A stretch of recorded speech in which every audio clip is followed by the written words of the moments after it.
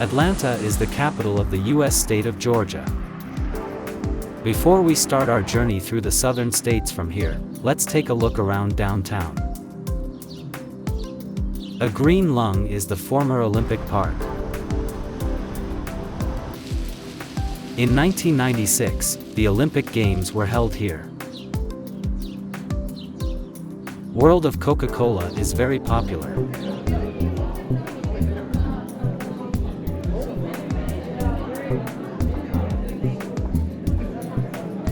The globally popular soft drink was invented here in 1886.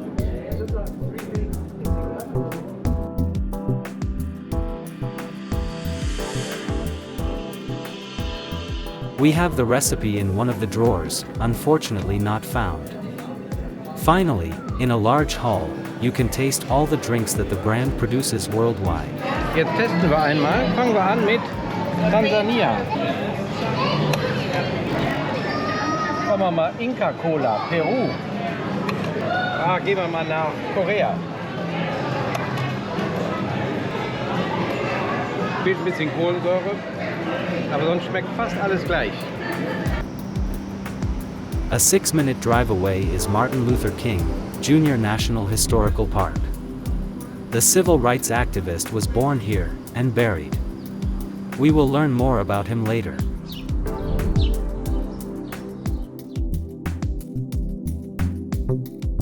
Now it's time to leave. After all, the southern states are a very interesting travel destination. We will go in search of traces of the slaves, and then immerse ourselves in the music of the southern states.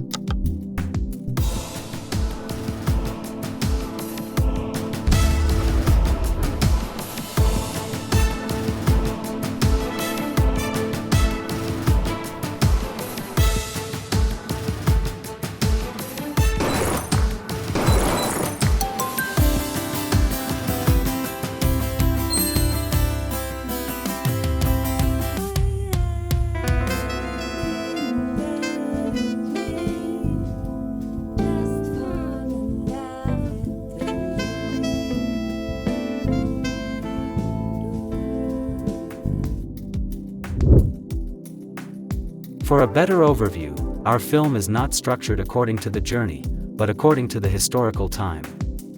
We start near Natchez on the Mississippi River.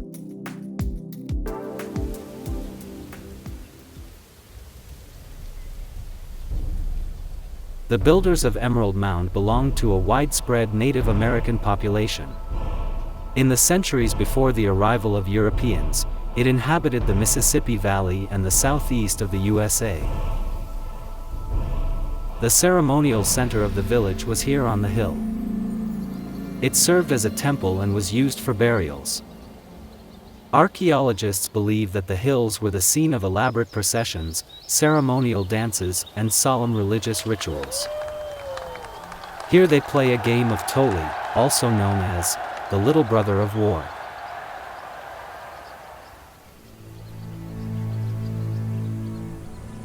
In the late 1730s, Emerald was abandoned. Possibly because of social unrest with numerous deaths. The discoverers at that time had probably introduced European diseases. As early as the 16th century, the purchase of slaves from Western and Central Africa by Europeans began. Cheap labor was needed for the still sparsely populated colonies. The slave trade route to the North American mainland is known as the Middle Passage. Some slaves arrived in New Orleans, and a few years later they were shipped to Natchez.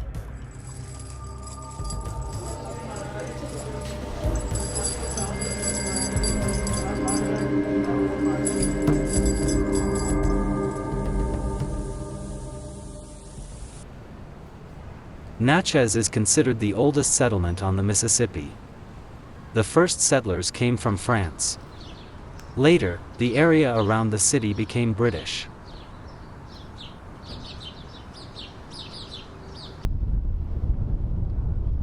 The once notorious red light district on Broadway, along the riverbank, is now a popular destination for tourists.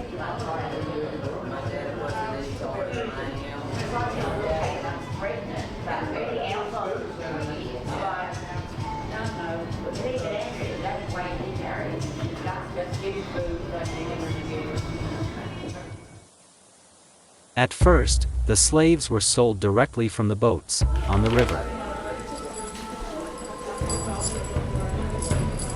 A later cholera pandemic fueled fears of infection. Therefore, the slave market was moved outside the city.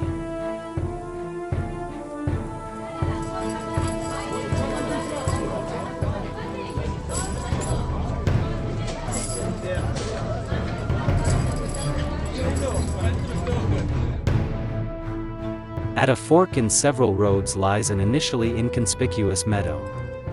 Only shackles present in the floor are reminiscent of the second largest slave market in the USA. Forks of the road.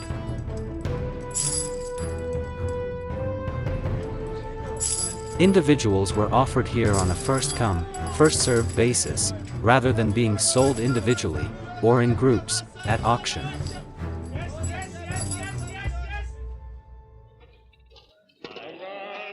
The slaves were used in many areas. Men, women, and children worked under the control of the overseers on cotton plantations, in tobacco fields, or in the sugar cane harvest. The working hours lasted from sunrise to sunset, under the harshest working conditions.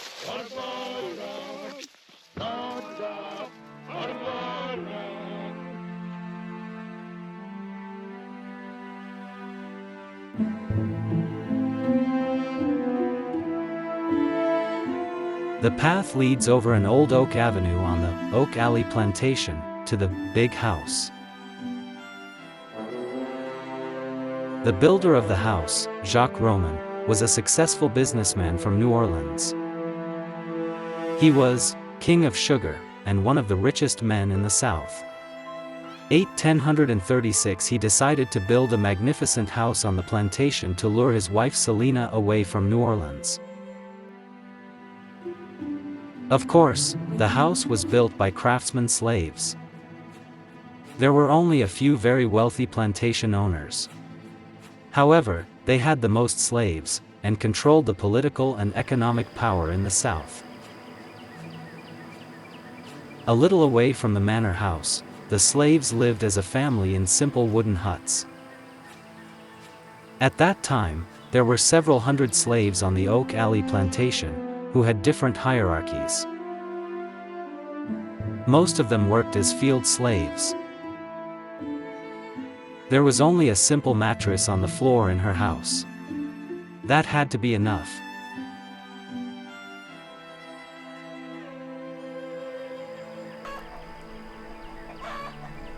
Between the houses were their cooking stoves. The house slaves were better off. They had their own bed and more furniture. They ran errands for the rulers, served the food, and took care of the children.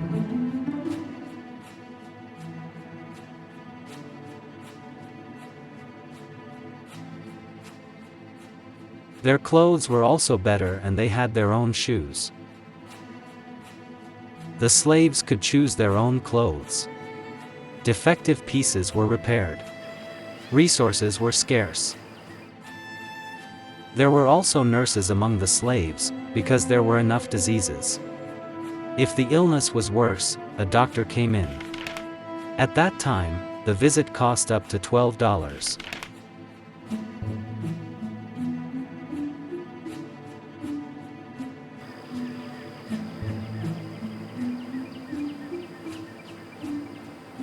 If the slaves were not obedient, they were put in shackles that could also prevent them from lying down.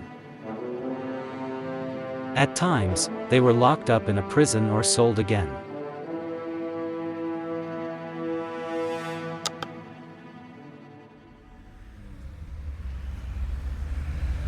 Already 1718 New Orleans was founded.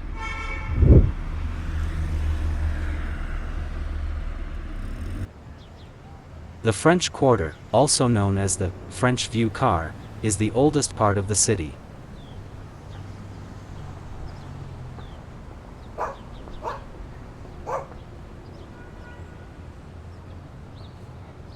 On Sunday after Mass, the slaves had the rest of the day off. Many moved to Congo Square. There they could exchange goods and visit family members who had been sold to other slaveholders.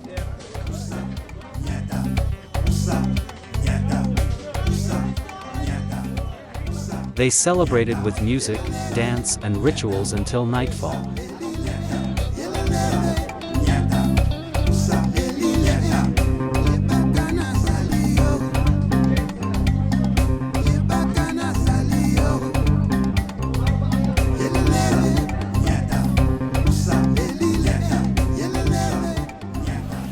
Just beyond the French Quarter was once wilderness and untamed swampland. Some slaves fled, and took refuge here. Via the Underground Railroad, some managed to make their way north, all the way to Canada to freedom. Today, the city is still surrounded by this landscape, but it is a little further away.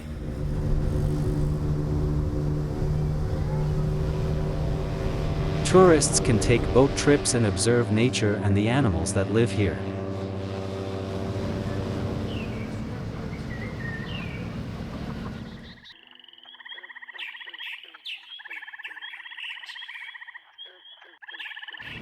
The swamp cereus with their lianas can be seen mainly in the north.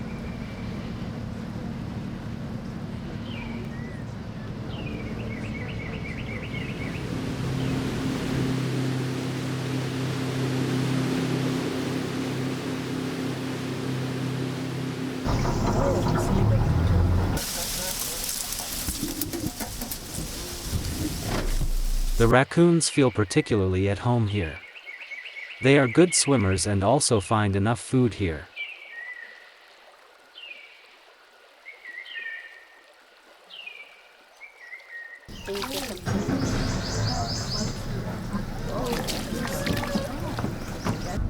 There we go, buddy. Marshmallows are used to attract alligators. Whether all the sugar is good for the animals remains to be seen.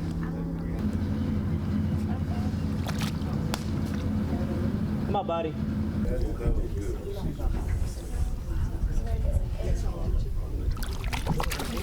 One more kiss.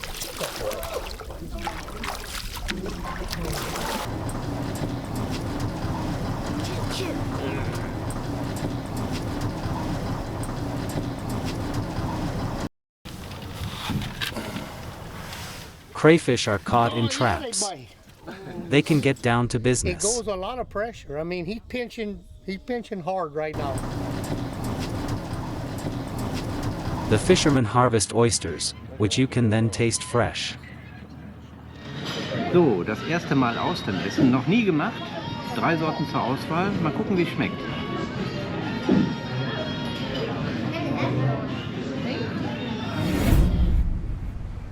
Back to New Orleans. Voodoo also came here with the African slaves.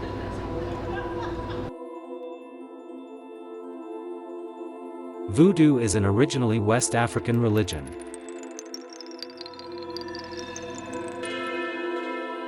The word voodoo is derived from a word in the West African language for spirit and refers to the invisible powers that man cannot explain.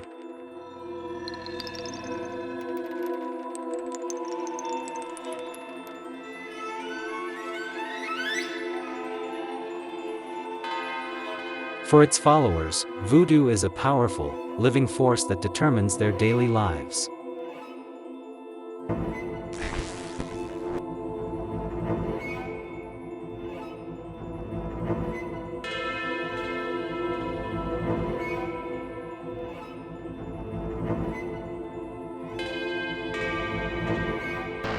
A well-known, but usually exaggerated custom is the making of voodoo dolls, which are often modeled after a specific person. By piercing the doll or piercing it with needles, those affected are to be influenced. Dolls are used both for damage spells and for healing the sick. Tarot is a set of 78 playing cards that is used for psychological purposes, or as fortune-telling cards.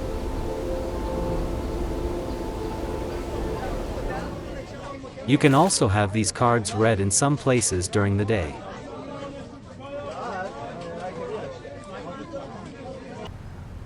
Saint Anne Street was once home to Marie Laveau. She was a voodoo priestess and was considered one of the most influential people in New Orleans in the 19th century.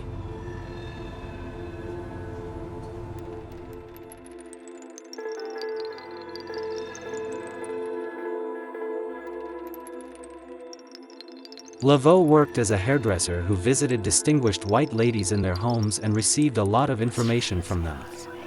She also gained the favor of the slaves there by giving them prayers, and even spells. In return, the slaves revealed secrets about their masters to Marie. She used this to captivate or deceive her customers with the incredible insights of the spirits. She was always ready to help with any problems, for a fee, of course.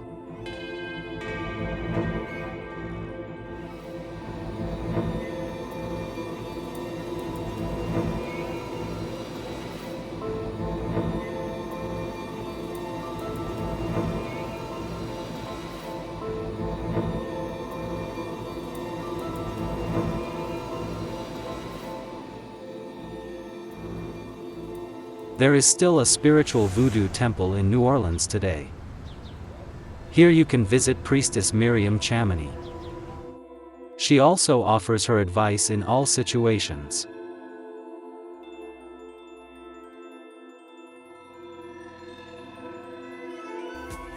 Okay, young lady. So, unsettled things get into the good of things, and that means that there could have been someone in your family that went through.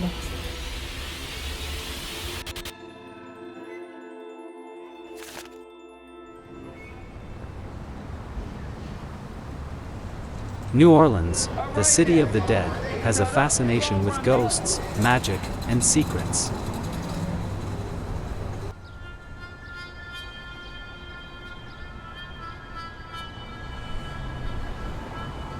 The city is said to be plagued by restless spirits. That's what many think, especially when night falls.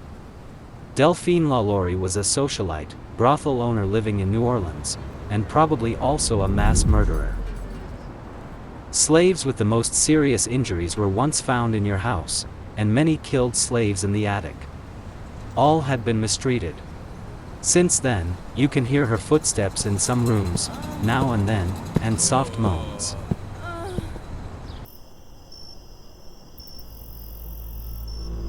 The cemeteries in New Orleans are said to be the scene of paranormal sightings, and are therefore haunted by living people who want to make contact with them.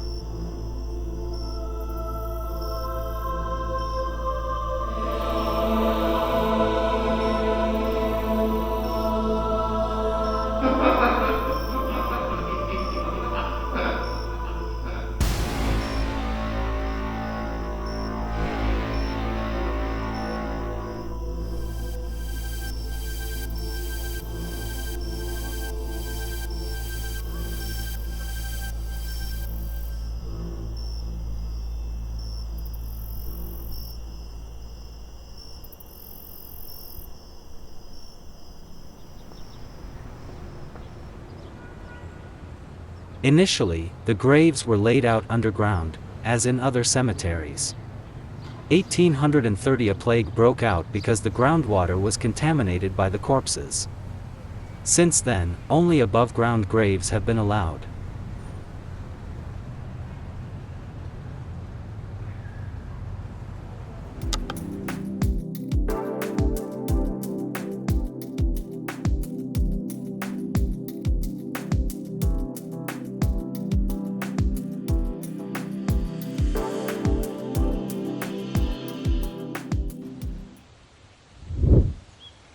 New Echota is now an open-air museum.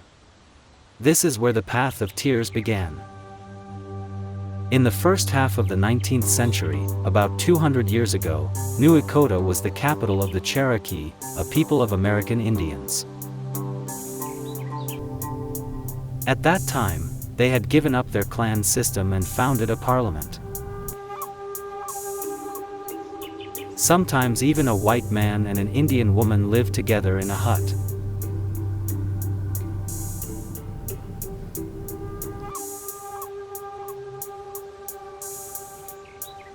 A popular sport of the Indians was the ball game, anetsa. A small ball had to be thrown through a goal at the end of the field. Whoever had 12 goals first, won. The first newspaper published by Indians was also published here. Then 1829 in this area the gold rush began. The land of the Cherokee was highly coveted. The American government then decided to resettle the Indians. They got money for it, and little fertile land in today's Oklahoma, 1,900 kilometers away. Indians who did not do so voluntarily were expelled by the U.S. Army. Around 4,000 Indians were killed. The same happened to other Indian tribes.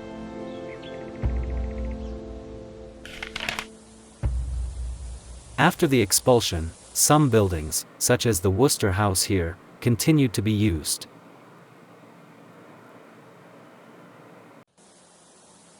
In a land lottery, the new settlers were able to acquire plots of land. In Roswell, north of Atlanta, we visit the Archibald Smith Plantation. The Smith family had also acquired the land through a lottery and ran a more agricultural plantation where corn and sweet potatoes were grown.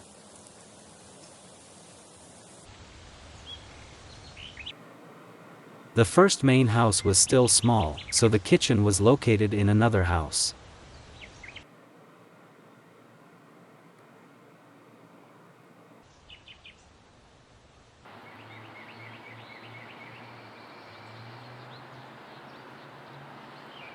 Soon a larger house of slaves was built.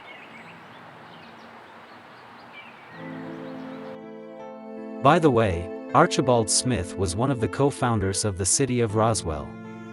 3 generations of plantation owners lived here. The almost 100-year-long period is clearly recognizable by the collected furnishings.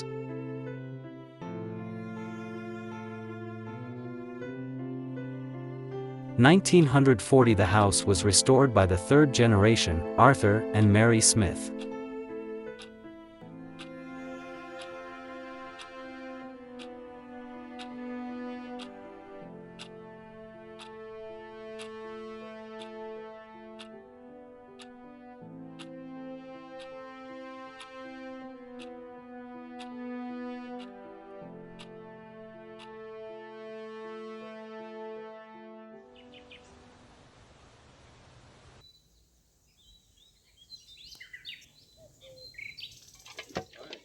Back to Mississippi. In the middle of the 19th century, there were huge cotton fields here. More than 300 slaves worked on them for Smith Coffee Daniel II.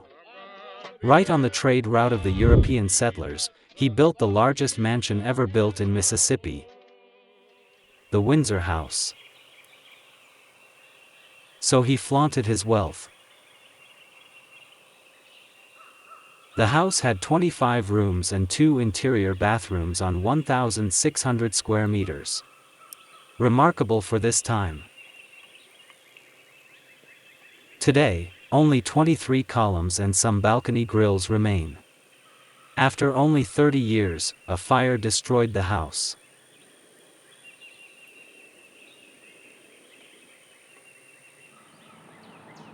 The state of Mississippi needed a capital. So 1822 Jackson was founded.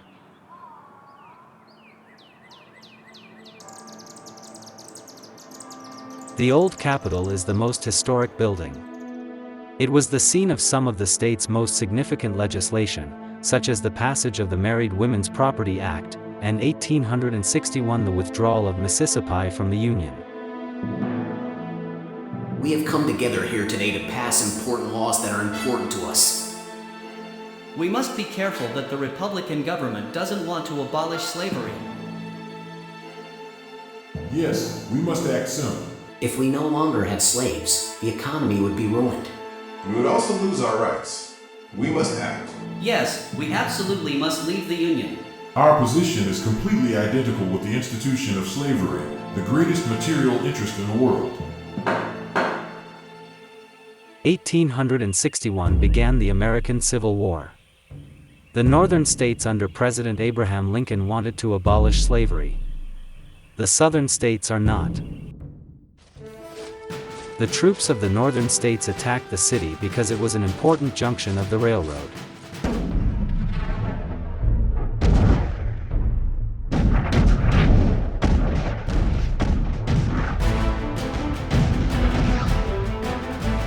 The first two attacks were unsuccessful. Then it was decided to besiege the city. Formerly enslaved African Americans supported the Union Army. They had been promised that they would be free after the war.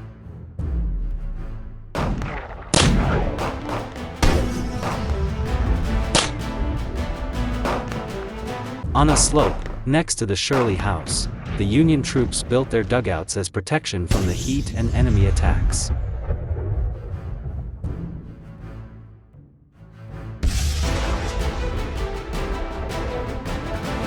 After just under 6 weeks, the Mississippi Army of the Southern States surrendered. They had now lost their penultimate base.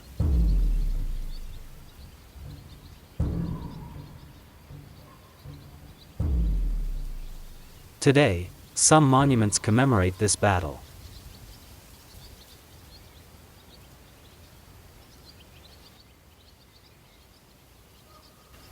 And the only remaining Shirley House stands as a replica on the same site. The northern states advanced further south. Vicksburg is located directly on the Mississippi River. Flat-bottomed river armored ships, such as the USS Cairo, were also used on the river. These were equipped with some modern weapons of the time, such as 8-inch smoothbore cannons.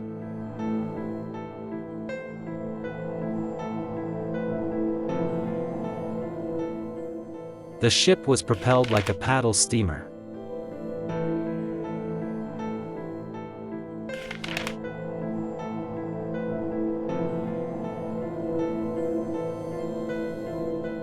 The team consisted of immigrants from all over the world. So you could hear French, Danish, Russian, English and also German voices. When the ship was used to recover underwater mines from the Yazoo River, it was shot at. The captain put the ship on a sandbank, so it could not sink and could be recovered later.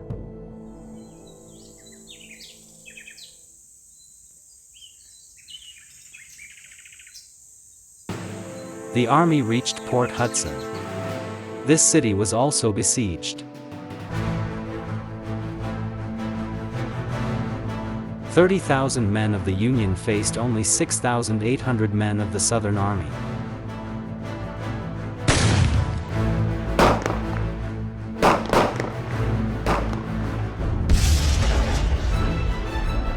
This is where the largest guns of the time, the 42-pounders, which both armies had at their disposal, were used.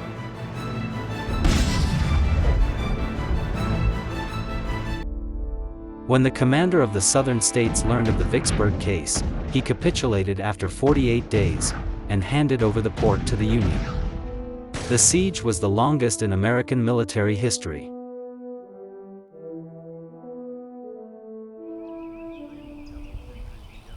Today we can immerse ourselves a bit in that time. It shows what weapons there were, and how people camped here.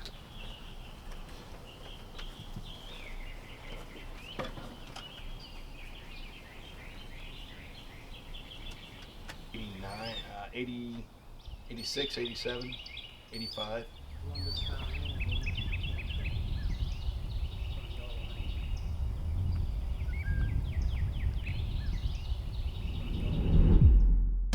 North of Atlanta, the Battle of Chattanooga and Kennesaw Mountain took place.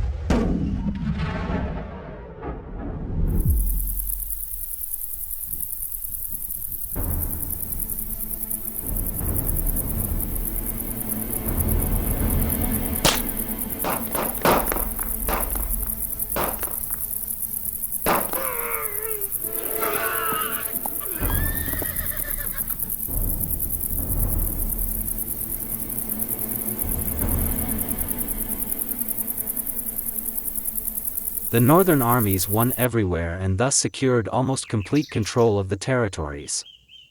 They were able to advance further and further south. The siege and later capture of Atlanta is considered an important reason for Lincoln's re-election, and one of the great turning points in the American Civil War.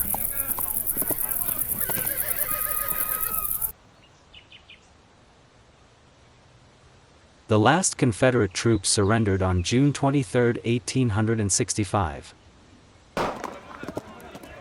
After the victory of the North, the Southern states were readmitted to the Union. The Civil War finally abolished slavery in the USA, and strengthened the central power vis-a-vis the states.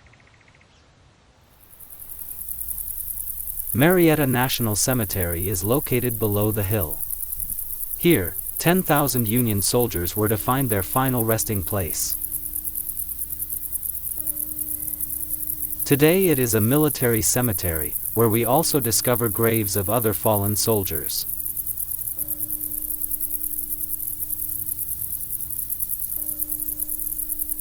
The Civil War is still present in the collective memory of Americans today. Stone Mountain is located outside of Atlanta. The relief on the north side of the rock shows three personalities of the Confederate States of America.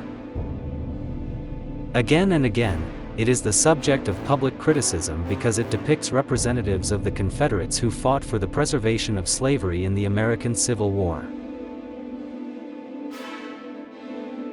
The largest high-relief sculpture in the world begins at a height of 130 meters, and is about the size of a soccer field. We take a cable car to the top of the rock, which is over 250 meters high.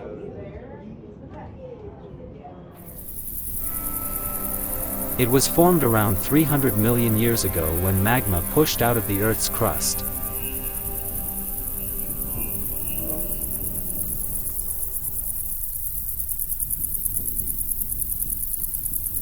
Atlanta can be seen in the haze. This is where we started our journey, and it doesn't end yet in our film. In the second part, we go in search of traces of the sound of the southern states.